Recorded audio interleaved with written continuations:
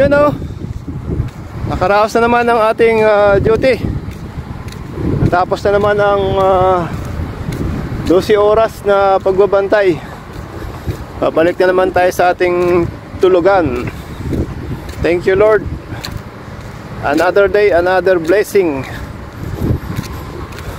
Shout out yan sa mga kapwa ko OFW saan man dako ng mundo. Mabuhay kayo. Lagi tayo mag-iingat para sa ating pamilya at magandang kinabukasan. Tuloy-tuloy lang. Laban Pilipino.